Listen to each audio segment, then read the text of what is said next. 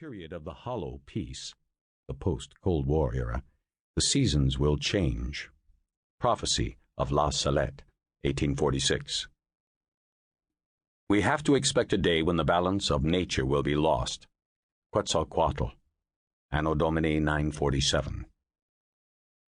At a time when there is a great nation across the ocean that will be inhabited by peoples of different tribes and descent, many nations will be scourged by want and famine. St. Hildegard, 1141. All public cult will be interrupted. A terrible and cruel famine will commence in the whole world, and principally in the western regions, such as has never occurred since the world's beginning. João de Vatugueiro, 13th century.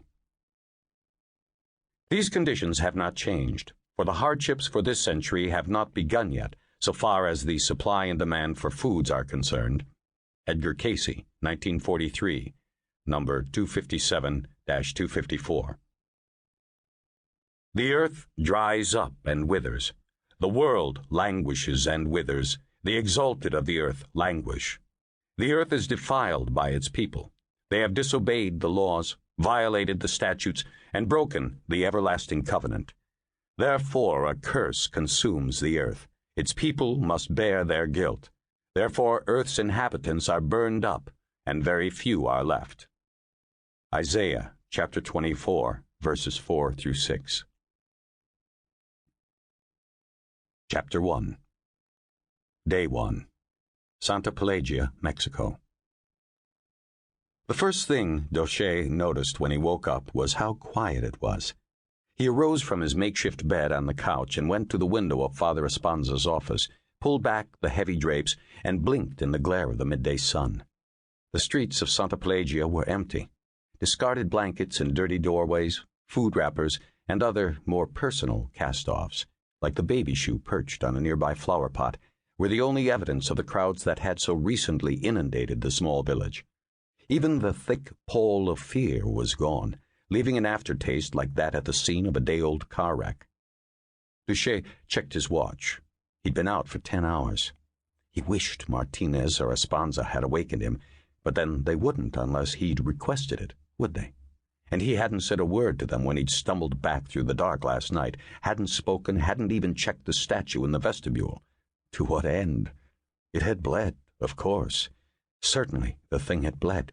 His own clothes had been covered with the stuff. He looked around now and noticed that the bloodied suit he'd left on the chair had been taken by someone. Somewhere a middle-aged woman scrubbed his things, watching mesmerized as the water turned red, all the while muttering breathless, endless novenas. A shrill bleeping sounded from his black leather bag. In a moment, Deauchez had the computer on the coffee table and opened it with a single smooth gesture. On screen was the red-capped visage of Brian Cardinal Donnelly. Just getting up, Michel? A moment ago, yes. How are you feeling? I'm perfectly well. Donnelly managed a distracted smile. He tapped a manila folder on his desk. I read your report. Any further thoughts now that you've had some rest? I have nothing to add, Your Eminence, except that from what I can see of the town, most of the pilgrims have already left.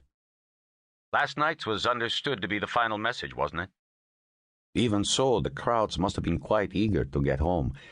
It's unfortunate. I was hoping to interview some of the witnesses. Donnelly leaned forward and studied Deauchez keenly. There was something I missed in your report. You didn't specify. That is, you didn't exactly come right out and say whether or not you yourself saw... Well, I don't want to put words in your mouth.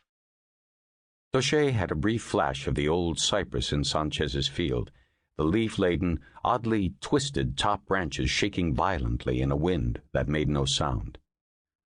Nothing, he answered sharply. That is, as I wrote there, the mood in the crowd was thick with an almost opaque fear. Until you have been in such surroundings, you really cannot imagine how difficult it is to think clearly. It was a classic case of crowd hysteria.